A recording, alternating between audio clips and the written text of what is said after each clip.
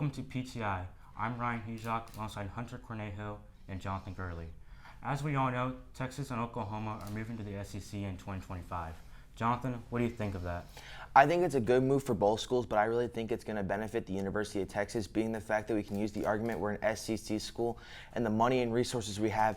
As much as it's bad to say this, since unfortunately college football has become free agency, we have the resources and money to pay for these top players. And I hate saying that, but it's just the flat-out truth. We can. We are arguably the richest school in the country, and using the fact that we're an SEC school, I think we can really build a good team, and I think Sark can become a good enough coach. I think PK with Gary Patterson behind it now can really get that defense going, and I think the talent that we have on roster now can really, really help us become a good team. Not compete for an SEC championship immediately. I think that'll take some time, but I'm telling you, we can become a dominant team in the SEC with enough time. Hunter, what do you I think of completely Oklahoma? disagree. I think Oklahoma is going to be the team out of the two that will succeed the most in the SEC. Over this offseason, they went through a dramatic change from Lincoln Riley to arguably the best hire available in Brent Venables. Venables is going to get the defense ready for the SEC, a factor that Oklahoma hasn't had. Like, they've lost out opportunities to win national championships over the past 3 years because of the defense wasn't there. They had a great offense, but no defense. The defense couldn't get a stop if their life depended on it most of the time. And Venables has won national championships at Clemson from his defense. He's the reason that Clemson had a dynasty, from Venables and fantastic defense.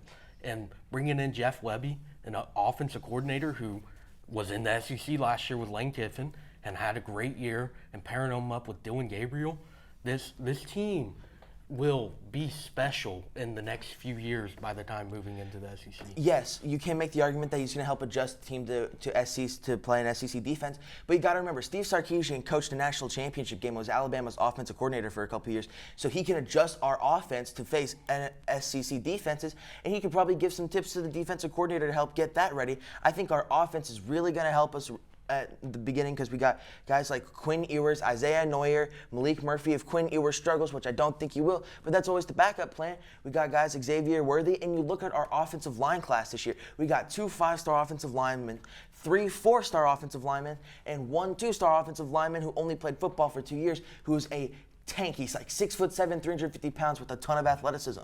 The fact that you're saying "if" talking about Quinn Ewers shows that you are not entirely confident in him.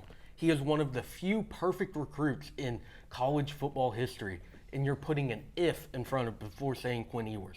Quinn Ewers goes to Ohio State, and C.J. Stroud, yes, is absolutely the starter, but for a perfect recruit, Quinn Ewers should be the backup, not fourth string. He reclassed. But still, like, you're a perfect recruit.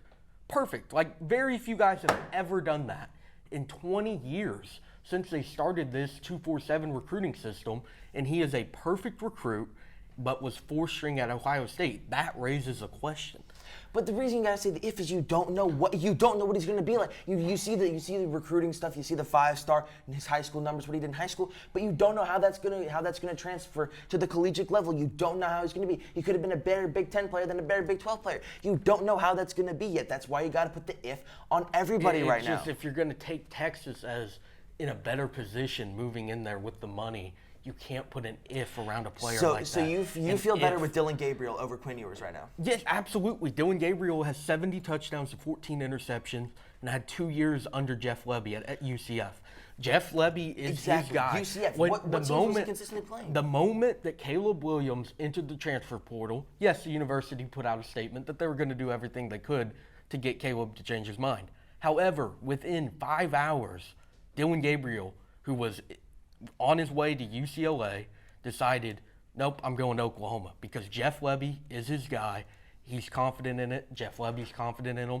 They think that they can build a good program. And Venables has changed the culture around, that this won't be the same Oklahoma team we've seen the past few years, where we have a fantastic offense full of NFL stars to a defense that can't get a stop. Even with talent, we had talent. Like, we've had some great defensive talent, but we haven't been able to execute that talent.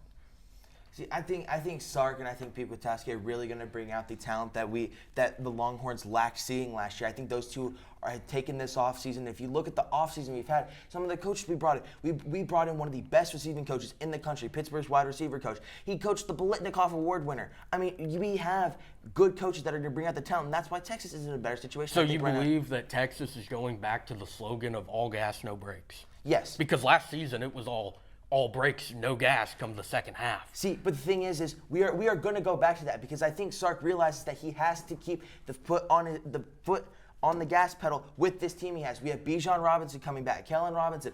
That's a good running back room with Roshan Johnson as our power back. I don't see a team who lost to Kansas in the Big 12 to exceed in the SEC. We have at least 3 losses on our schedule this year. That's all I'm going to say. We will be back after this commercial.